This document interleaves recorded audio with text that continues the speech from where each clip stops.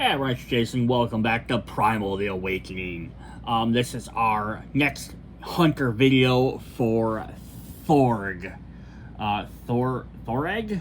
Thoreg? So he's our giant hammer wielder. I think it's just called the hammer. But it's a massive hammer because it could be that. Yep, definitely go back, check out check all the previous hunters, all the other ones. Just doing one video per hunter just because they are kind of long, and I want to make sure I can dedicate some solid time to each one. We're just gonna hop right into them. So let's look at his miniature first. So just posed up on his thing is all the glory of all his armor. His big giant hammer is definitely a two-handed one. Like on the outside you can kind of see like there's a crystal in there. It doesn't really look like it, but yeah, it's kind of like embedded in there.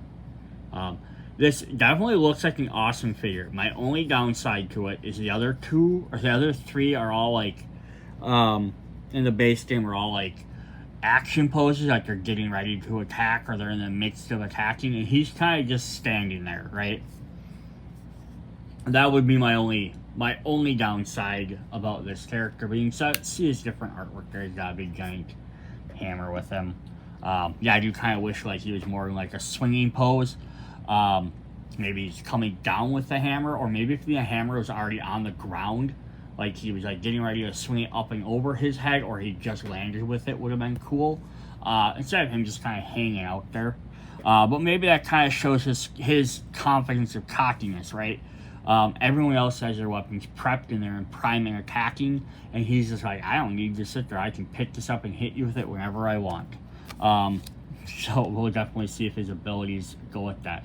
So here's his player reference card. These are just quick reminders for the player. So he has, if you play a blue card, you get the ability is triggered if you play a blue card in your sequence. He has, if you play a blue then a red ability, you can trigger it if the next cards are specifically blue then red in that exact order. If he plays a red before this card, you just use the ability mastery with the double cross swords there. Only resolve if your mastery is focused, and if he has the hammer, refers to his weapon level icon. Alright, flip over to his keywords. We always start with assist, which all the players have. Once per turn during another player's turn, either before or after any action, you may perform an assist by discarding a card with the keyword assist from your hand. If you do, the active player draws a card. So yes, you will potentially have less cards in your hand during your turn, but you're helping your teammates out for that turn. They can either use to play an extra card in your sequence, use it for stamina for something. Could be very helpful however they need it. They can even use it for movement if you need to do it. Assist them, and now they have extra stamina to discard for movement. But there's also a lot of characters that have other players that have abilities that let your teammates draw cards too, so they can usually refill that up without an issue. He has Confuse.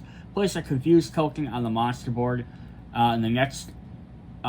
and turn the monster to a sector of your choice. The next time the monster would activate a boost effect, discard the Confused token instead and cancel that effect.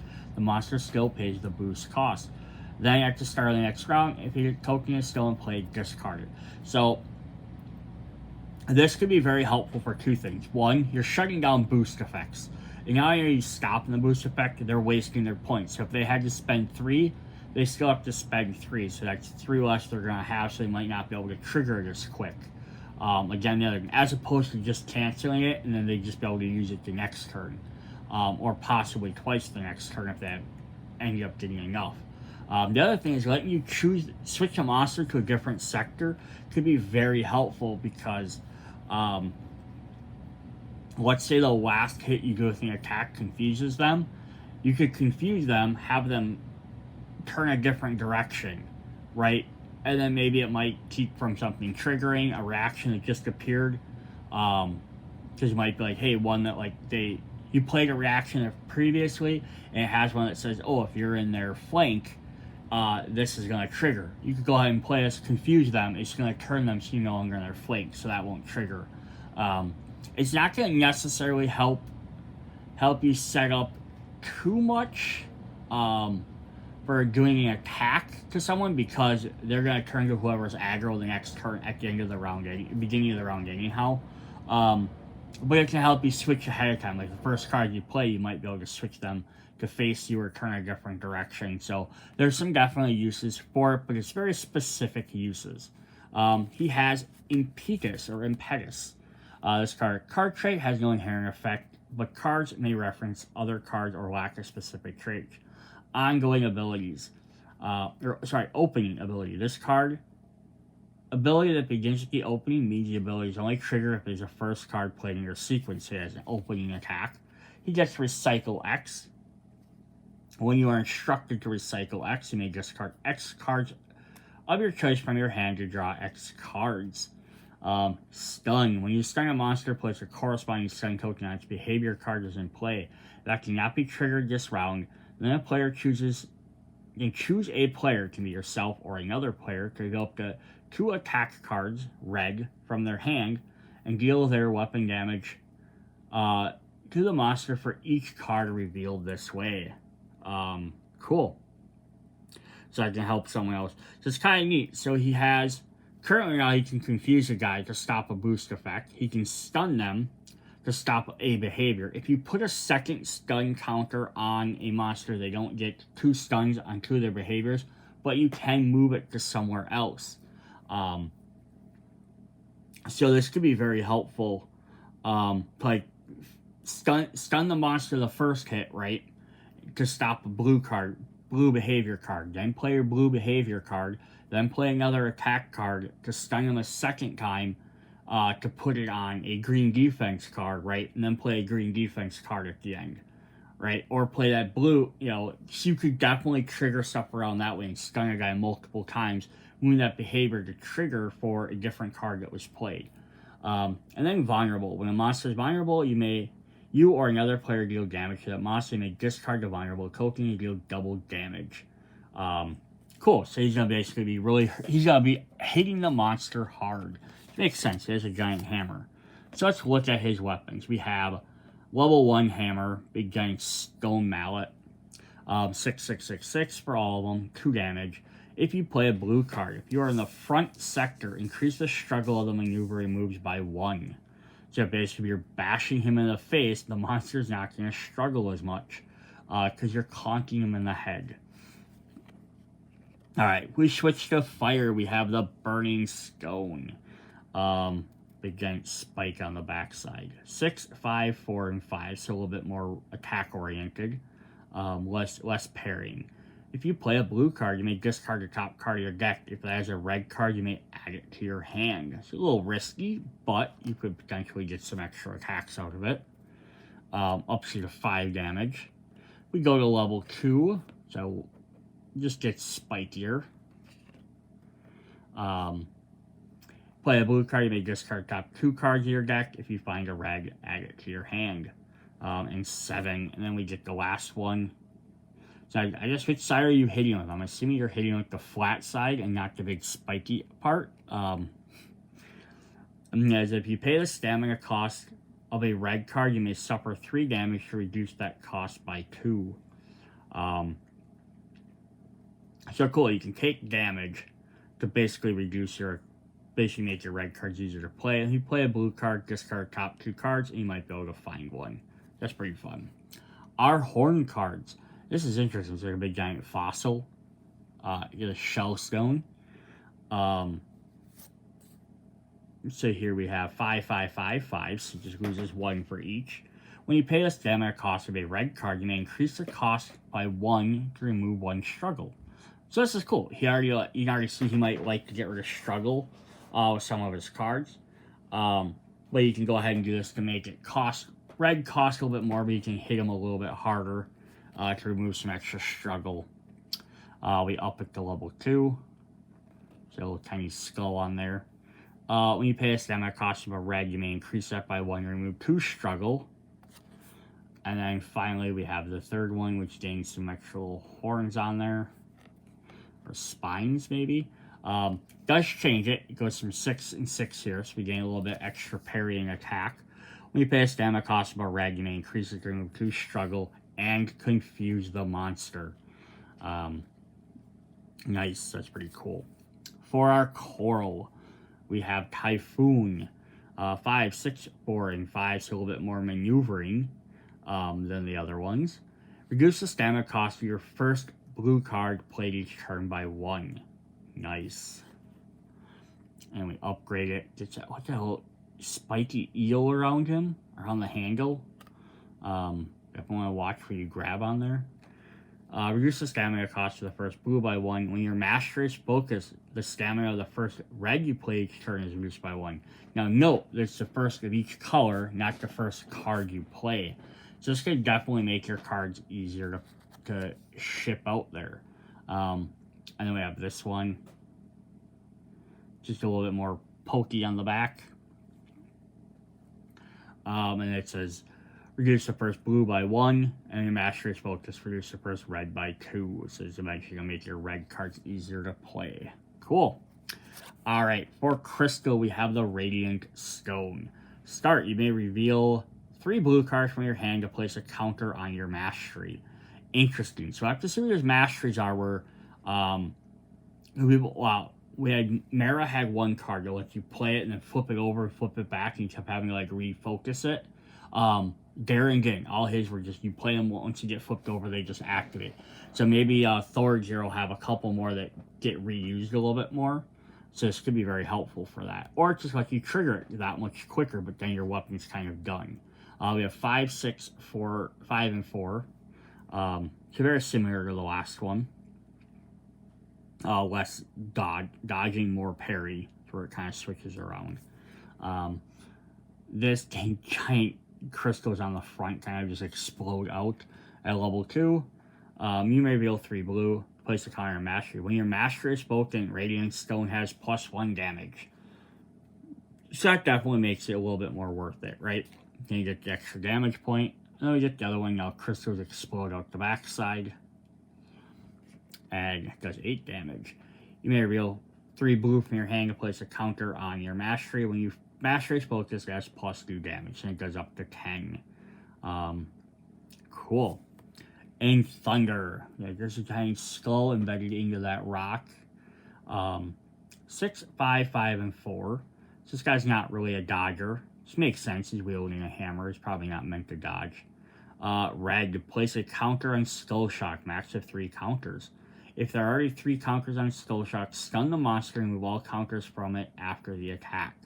So neat. So he kind of like charges it up essentially. Every time he hits with an attack, he charges us up, and then when he gets it, he explodes the charge out. That's cool. He just made sure his deadlies, throw some more skulls on there. Has +1 damage for each counter on it. Ooh, nice. So it only gets more deadly as it goes. Otherwise, the bottom is the same thing. And we get to level 3. Gets a little lightning brass on there. Does 2 damage for each counter on it and does the same thing. Nice. That's pretty cool, right? So he does extra damage, plus then you can smack them and go. Now the thing is, it says when you play a red card, you have to place it on there. This is not an optional effect. Then finally, our weapon is for metal. We have Raw Stone. 5, 6, 5, and 5. When a behavior card is revealed and you are in the front sector, you may increase its boost cost by 1. Cool. So basically, you're standing in front of the creature, which is probably the most deadly spot, because he's obviously going to usually have his front being his non-weak side.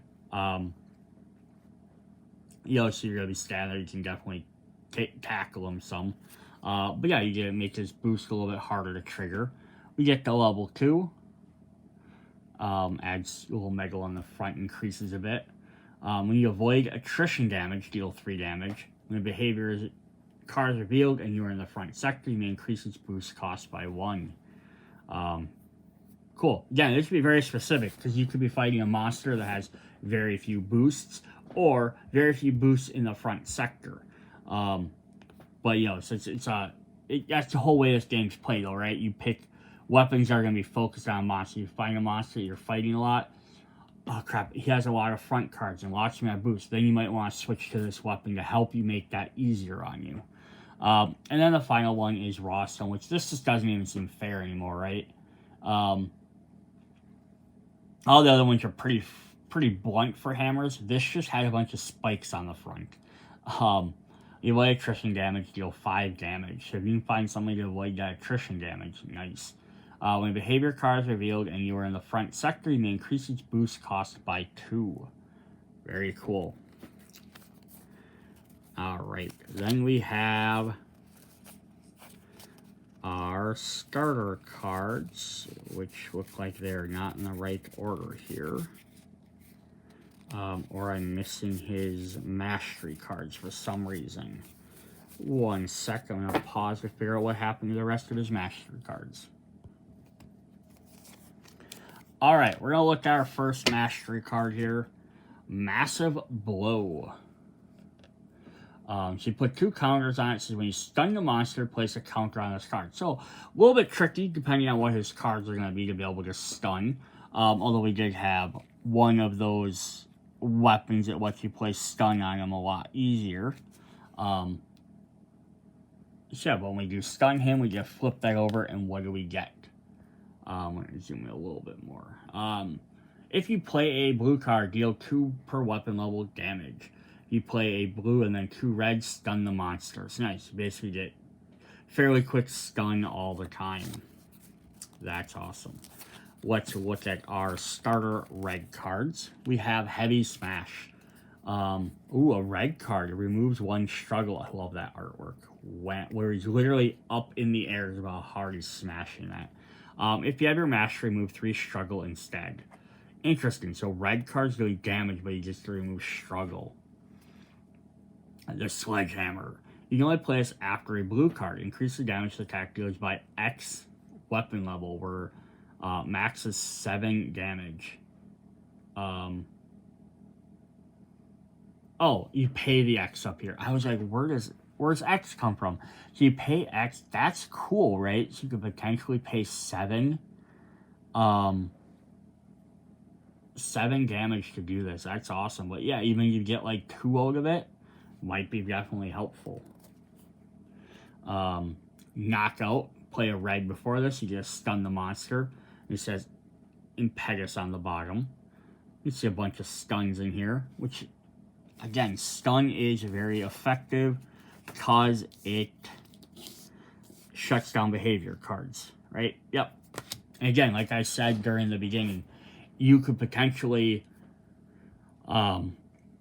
play this card, right? Stun the monster, put it on a blue card, then you could play, or put it on another red card, right? Then you could play another red card to attack right away, and stun it. Like, although if you play a red card right away, it would have already been blocked. But if you played a blue card after this, right, you could definitely trigger these and he'd stun multiple times to stop stuff, which is cool. Frontal Assault. Choose a player to draw 1. If you're in the front sector, they draw 2 instead. Again, this will help with the assist, right? You're still doing damage, but now your player can be assisting you. If you're losing their cards. We have Disruption. When another player plays 2 red cards in a sequence, you may discard this card from your hand to stun the monster. Nice. And the thing is, the way this should work then is, right, because you do whatever the effect of the card is, and then you check for the behaviors.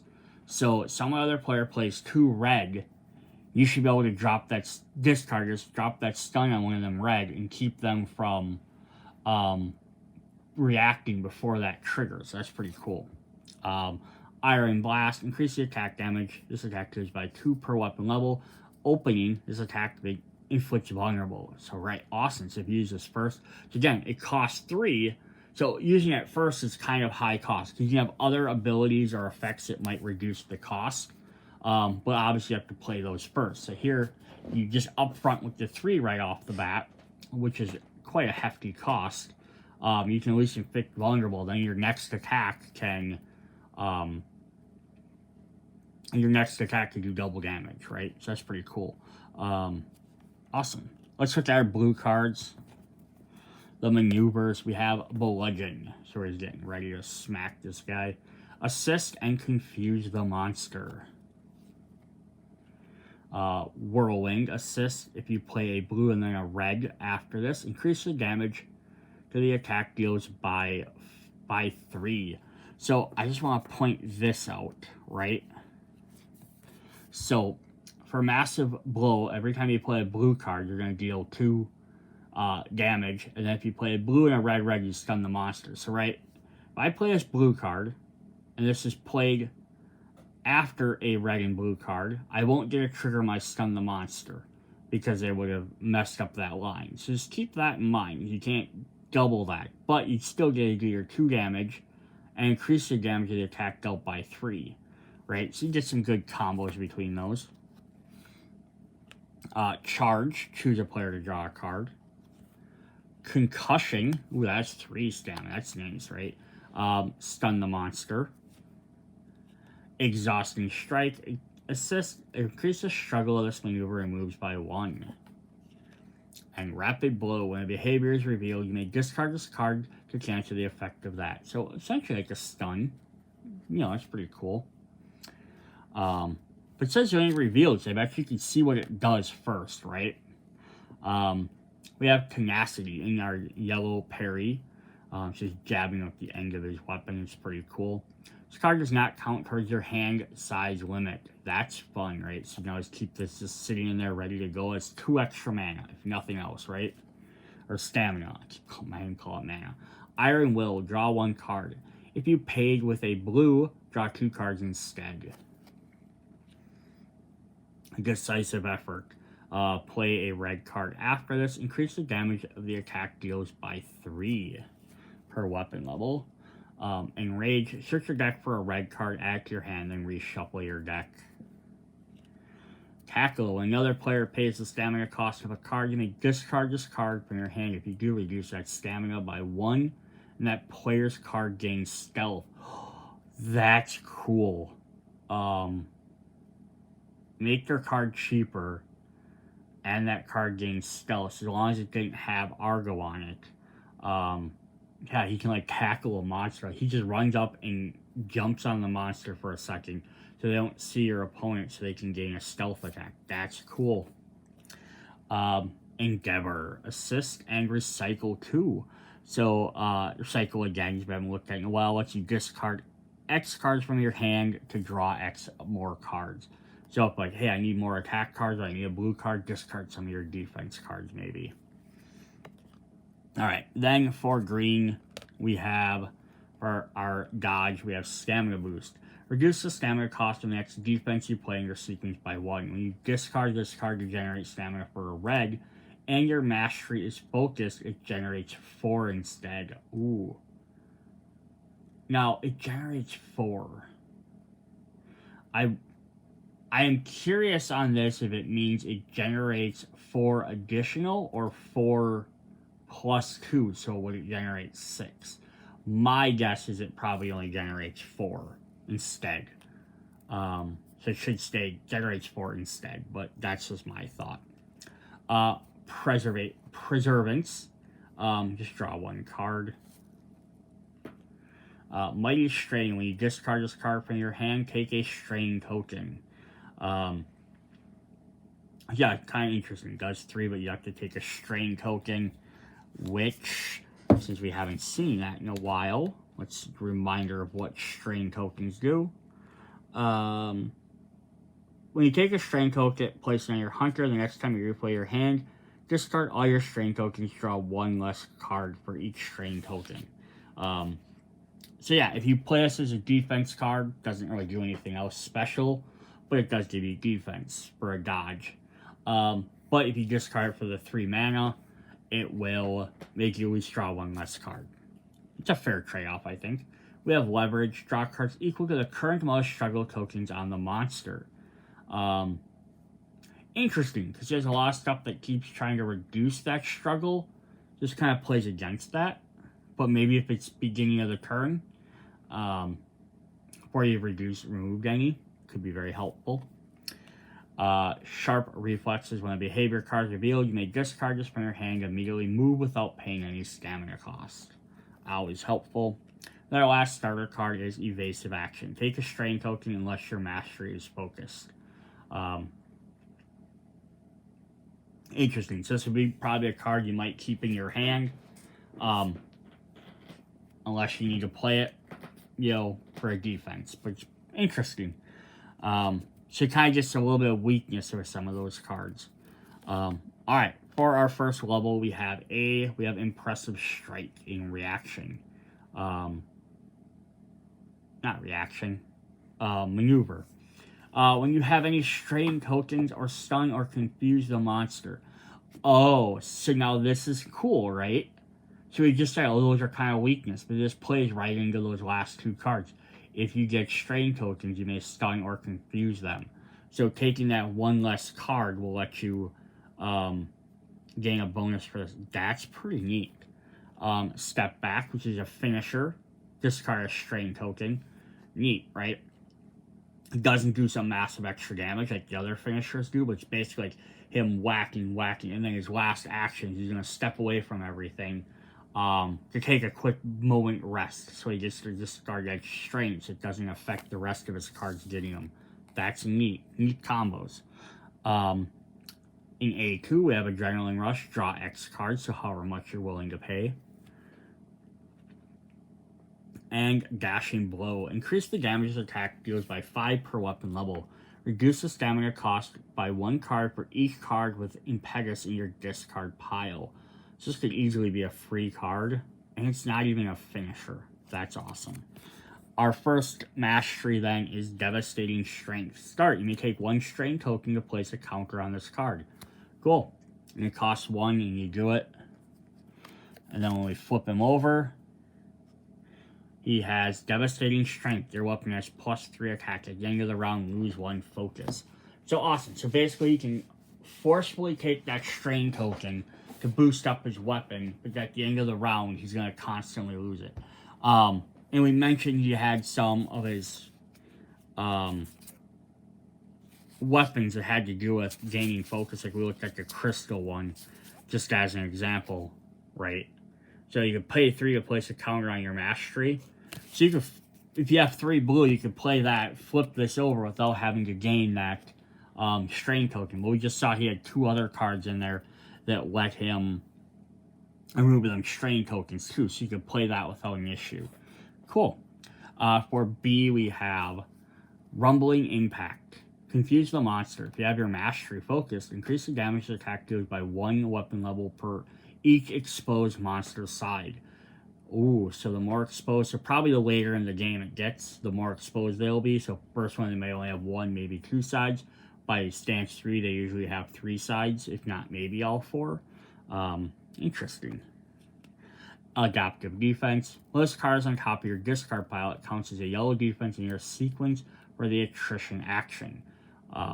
That's cool. So when you get done playing all your cards, you have to put them back in your discard pile according to the last card you play is on top.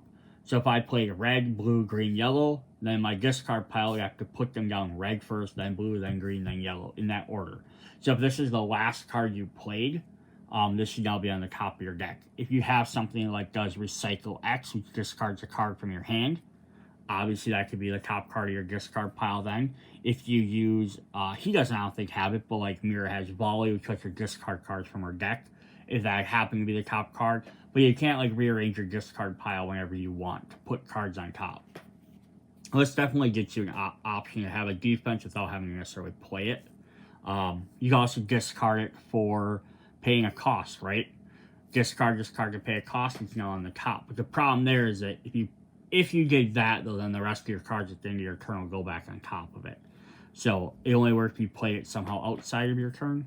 We have B2, Dragon Bane, Taunt. The monster immediately turns to your sector and your weapon gets +2 attack per weapon level until the end of the turn.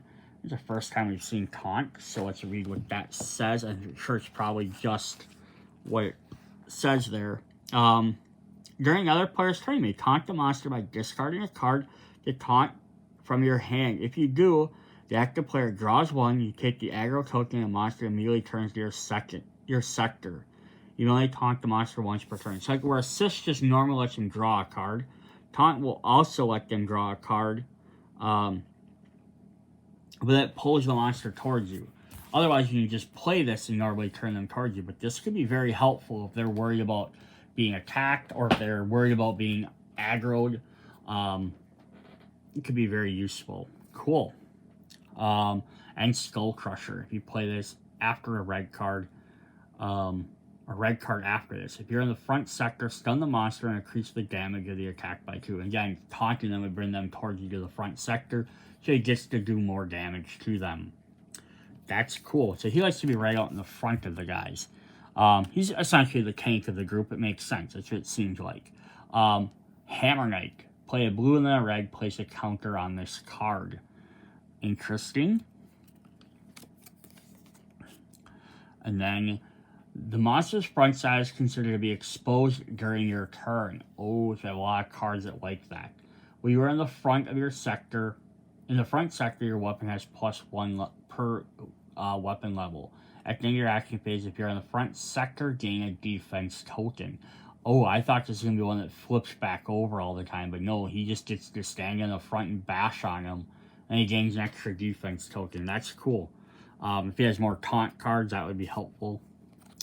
Alright, for C, we have Grace. Reduce the stamina cost of each blue card you played by this turn by 1. Nice, so play this first, and then each one costs cheaper. Judgment. When a player would suffer attrition damage and you are in the front sector, so kind of limited on when it happens, but you may discard this card from your hand to prevent that damage and move the struggle equal to the current attrition level. Cool. Actually, just keep getting rid of that struggle. C2, we have Thunderous Voice, who has Taunt. Move 1 struggle if you're the aggro player. Move 2 struggle instead. Cool, so depending on where you place, you can either taunt them towards you, or you can use this to remove struggle with a red card. And then C2, Confrontation. Move 1 struggle if you're the aggro player. Move 2 struggle instead. So yeah, he wants to keep drawing everyone towards him. To try and do extra damage, but also keep him off his team. Dragon Tamer. When you reduce a monster struggle to 0, place a counter on this card. Seems like you're going to do that fairly often in here. What does that do for us then?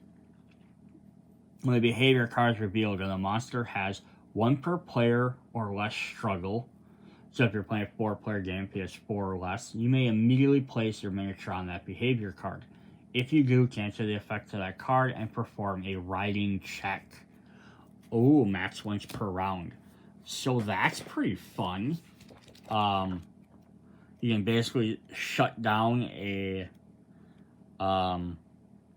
behavior card, and they do a riding effect. Riding effects are kind of interesting.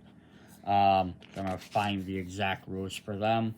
So the last time we read about riding checks is during the video with the tokens and stuff, when we learned about the plateaus that let you do it. So what a riding check does is essentially you're hopping on top of the monster, so you're canceling their effect. Read the top card of the attrition deck and the top card of your action deck.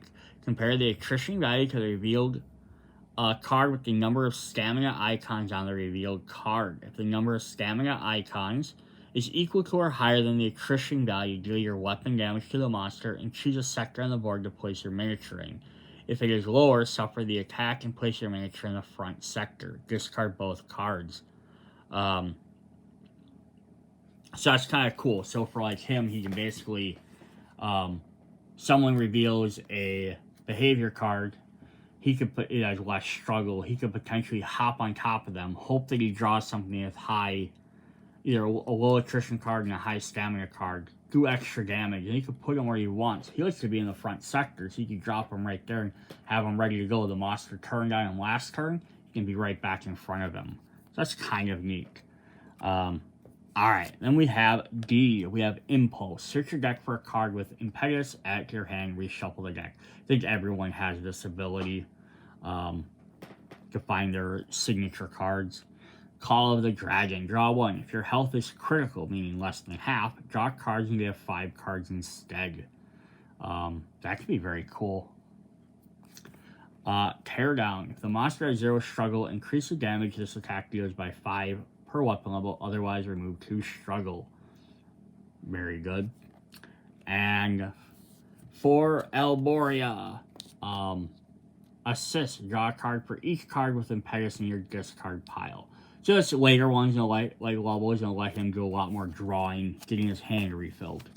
Our mastery is Blood Rush. When a monster suffers a wound, draw 1 and place a counter on this card. And after 3 of them,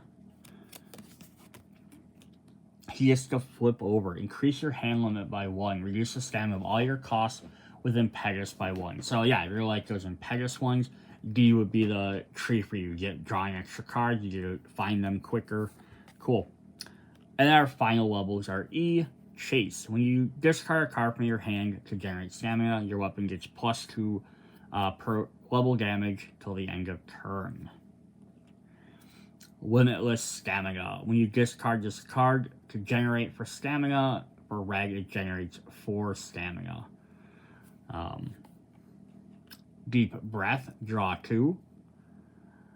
Nice, just extra 2 there. And then Storm Strike, which is our finisher. Increase the damage this attack deals by X weapon level, where X is potentially up to 7. If you paid 6 or more for this card, confuse the monster. I would imagine if you're hitting them with 7, 14, or 21 damage almost, or 12, 6, 12, or 18, I imagine he's going to be a little bit confused. He's like, oh, who the heck, what bus just hit me? So our last mastery is Overdrive. At the end of your turn, you may take a strain token. If you do, place a counter on this card. So this might tie in well with that other level, which gave us extra strains removal. And then we have, if you discard a card from your hand to generate stamina, it generates an additional 1 stamina. When you pay the cost of an attack card, you may increase that cost by 1 if you do deal 1 damage. So cool. So basically, you discard 1 with this to pay for a red. It's going to get rid of an additional. You can increase that by 1, so you basically pay that 1 that you just generated for an attack to pay for that 1. You deal 1 extra damage. So every hit's just going to do 1 extra little bit. That is fun. Alright, then the last 2 cards is we have axes on the back. Hammers on the back. We have his 2 wound cards, which just clog up your hand. At the end of your round, discard this card from your hand, and you get these when you're KO'd, if I remember correct.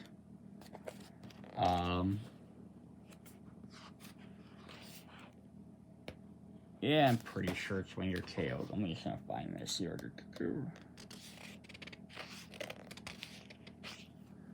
When you are KO'd.